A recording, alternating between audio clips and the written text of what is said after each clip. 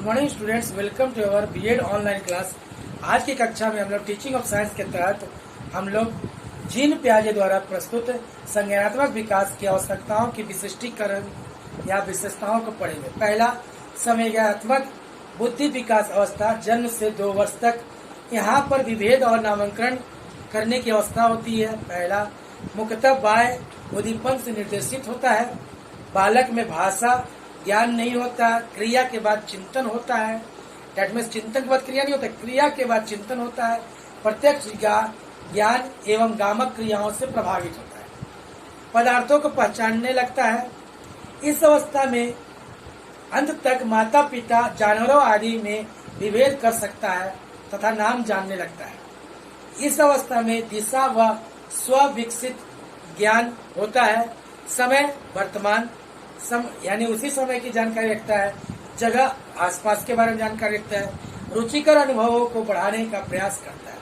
पूर्व संकार्य अवस्था 2 से 7 वर्ष यह अंतर ज्ञान अवस्था है। बालक उद्दीपन सीमित है, संकार्य नहीं कर सकता किंतु भाषा विकसित होती है। इस अवस्था को पूर्व संकार्य अवस्था इसलिए कहा जाता है कि बालक मानसिक प्रक्रिया नहीं कर पाता, अमूर्त चिंतन नहीं कर सकता, स्व केंद्रित होता है, विपरीत दिशा में चिंतन नहीं करता। सामान्यतः बोधात्मक ज्ञान प्रेरणा पर किया जाता है। स्थिर चिंतन होता है। समय वर्तमान भविष्य भूतकाल में सोच सकता है किंतु सीमित होता है। जगह घर, आसपास, आस पड़ोस, आंगन इत्यादि। मूर्त संकार्य अवस्था 7 से 11 वर्ष की अवस्था। बालक संकार्य करने योग होता है।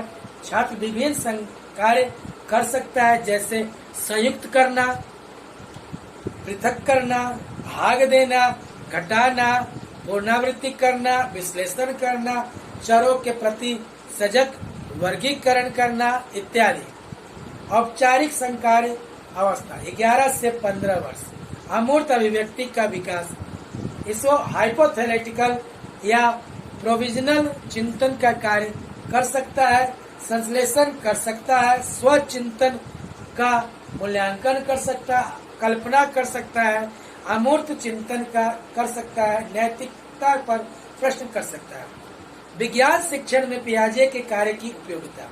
पियाजे के सिद्धांत के अनुसार शिक्षक छात्र की आयु के अनुसार शिक्षा में परिवर्तन कर सकता है। बालक की किशोरावस्था में स्व खोज, समस्या समाधान, पूछताछ, उपागम का प्रयोग करे।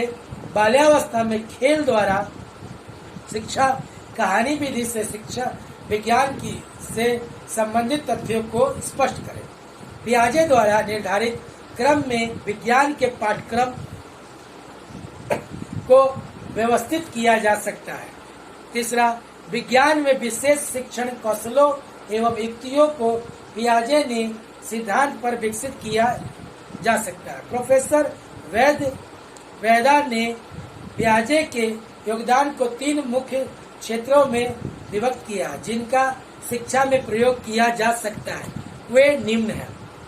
पियाजे के बुद्धि के विकास के लिए क्रिया की महत्ता पर बल दिया, अतः विज्ञान का पाठ्यक्रम इस प्रकार का बनाया जाए जिसमें बालक सक्रिय, क्रियाशील रहते हुए बुद्धि का विकास कर सके। दूसरा, इन्होंने गहराई में से बालक के चिंतन की वृद्धि का संबंध मानव के विशेष सार्वभौम विषय वस्तु के अनुमानों जैसे मनुष्य, वस्तुओं की प्रकृति, स्थान, समय, गति, अवसर, कारण इत्यादि की बात कर सके। पियाजे ने प्रस्तुत क्रिया में विशेष निर्धारित गणितज्ञ की विपरीत क्षेत्र में दोहराई, अतः विज्ञान के शिक्षक को बालकों को सक्रिय रहने के लिए ऐसे अवसर देने चाहिए जिससे स्वयं करके सीख सके। कक्षा में बालक प्रयोग का प्रदर्शन कर सके। जीन पियाजे ने कुछ संप्रदायों को अधिगम नियोजन में सहायक किया है। वे इस प्रकार है। उनका प्रतिपादन संज्ञानात्मक विकास की आवश्यकताओं का प्रयोग है जिसमें छात्रों के विकासात्मक अंतर का वर्णन करने के लिए तथा अनुभव द्वारा छात्र के मस्तिष्क में जो परिवर्तन या प्रगति मानसिक परिपक्वता आती है उसे दर्शाने के लिए होता है। उन्होंने इसे 3 भागों में बांटा है। पहला संतुलीकरण, दूसरा आत्मीकरण, तीसरा स्थानीयकरण। पियाजे ने पहला संतुलीकरण। पियाजे के संज्ञानात्मक विकास के सिद्धांत के आधार पर अधिगम एक मानसिक सक्रिय प्रविधि है जिसमें प्रत्येक छात्र वातावरण से अंतःक्रिया करते हुए ज्ञान की संरचना करते हैं। इस प्रविधि में छात्र संज्ञानात्मक विरोध, क्या अपेक्षित था, क्या देखा आदि का समाधान प्राप्त करता है। प्रत्येक नवीन अंतःक्रिया तथा विरोध छात्र के मस्तिष्क में दुविधा उत्पन्न करते हैं। इस स्थिति में मानसिक संतुलीकरण किस प्रकार किया जाए। संतुलीकरण एक प्रविधि है जिससे प्रत्येक छात्र दुविधा के हल के लिए मन में पूर्ति करता है। प्रत्येक नवीन प्रयास संतुलीकरण के लिए उच्च कोटि का क्रियात्मक संतुलीकरण बनाती है तथा उच्च मानसिक संरचनाएं बनाती है। संतुलीकरण एक स्थिर बिंदु नहीं है जिस पर मस्तिष्क ठहरता है। संतुलीकरण गतिशील संतुलन बनाने वाली क्रिया है। मस्तिष्क में आने वाली उद्दीपन पर अनुशासन रखता है और अनुकूलन व्यवहार के नवीन प्रारूप बनाता है। प्रत्येक छात्र के अधिगम में असंतुलन होता है तथा आत्मीकरण एवं अनुकूलन से संतुलन बनाया जा सकता है। दूसरा आत्मीकरण। आत्मीकरण एक विधि है जिसमें मस्तिष्क अधिगम चुनौतियों के अनुकूल बनता है और संतुलीकरण का पुनः स्थापन करता है। यदि उद्दीपन पूर्व अनुभव तथा मानसिक क्रियाओं से अधिक भिन्न नहीं होती है तो उपस्थित मानसिक संरचनाओं से जुड़ जाता है और नवीन रूपांतरित संज्ञानात्मक संरचना बनाता है। स्थानीयकरण लास्ट। जब आत्मीकरण के लिए पूर्व स्थित मानसिक संरचनाएं नहीं होती है तो मानसिक परिवर्तन द्वारा उसके मानसिक संरचना में कुछ जोड़कर अनुकूलन बनता है। अनुकूलन की इस प्रविधि को स्थानीयकरण कहते हैं।